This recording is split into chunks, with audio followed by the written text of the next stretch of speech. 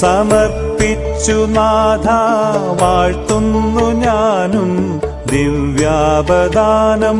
പ്രഭാതത്തിലെന്നെ സമർപ്പിച്ചു നാഥ വാഴ്ത്തുന്നു ഞാൻ.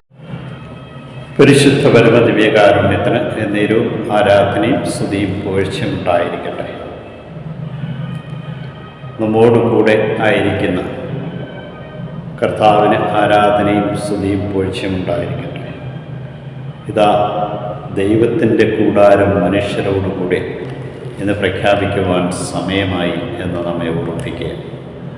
കാലത്തിൻ്റെ ചുവരെഴുത്തുകൾ വായിച്ചുകൊണ്ട് ജീവിത നവീകരണം വഴി രക്ഷകനെ സ്വീകരിക്കുവാനായിട്ടുള്ള ഒരുക്കത്തെക്കുറിച്ച് നമ്മെ ഓർമ്മിപ്പിക്കും.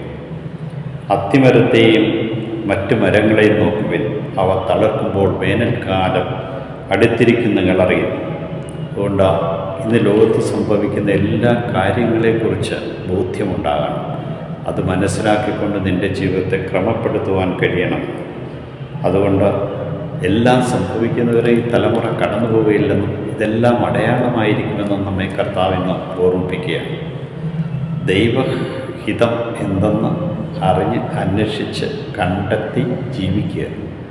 ഈ ഒരു വിവേചന ശക്തി എന്ന പരിശുദ്ധാത്മാവ്, ജ്ഞാനത്തിൻ്റെ ഉറവിടമായ പരിശുദ്ധാത്മാവിനെ വിളിച്ചപേക്ഷിച്ചുകൊണ്ട് ഓരോ കാര്യങ്ങളും തീരുമാനമെടുക്കാൻ വിവേചിച്ചറിയുവാനും കൃപ നൽകണമേ എന്ന് പ്രാർത്ഥിക്കാം.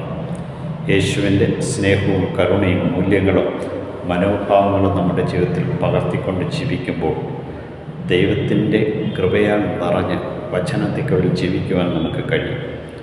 നിന്നെക്കുറിച്ചൊരു പദ്ധതി ദൈവത്തിനുണ്ടെന്ന് മനസ്സിലാക്കുവാനും ഈ പദ്ധതി അനുസരിച്ച് നിൻ്റെ ജീവിതത്തെ ക്രമപ്പെടുത്തിക്കൊണ്ട് മുന്നോട്ട് പോകുമ്പോൾ നിന്നോടൊപ്പമായിരിക്കും. അതാണ് ഇതാ ദൈവത്തിൻ്റെ കൂടാരം മനുഷ്യരോട് കൂടെ എന്ന് നിന്നെക്കുറിച്ച് പറയുവാനായിട്ട് ഇടവരുത്തും.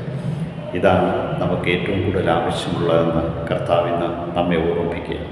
വിശുദ്ധരെല്ലാം ദൈവത്തിൻ്റെ കൂടാരം സ്വന്തമാക്കിയവർ, ആ കൂടാരത്തിൽ വസിക്കുവാൻ ആഗ്രഹിച്ചു, അതിന് കഴിഞ്ഞവരാണ്. അവരെ അനുഗമിക്കുവാൻ കൃപ നൽകണമേ എന്ന് പ്രത്യേകമായി നമുക്ക് പ്രാർത്ഥിക്കാം.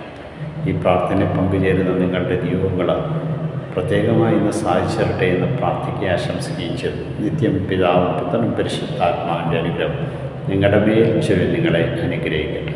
ഈശോയെ നന്ദി, ഈശോയെ സ്തുതി, ഈശോ ആരാധന.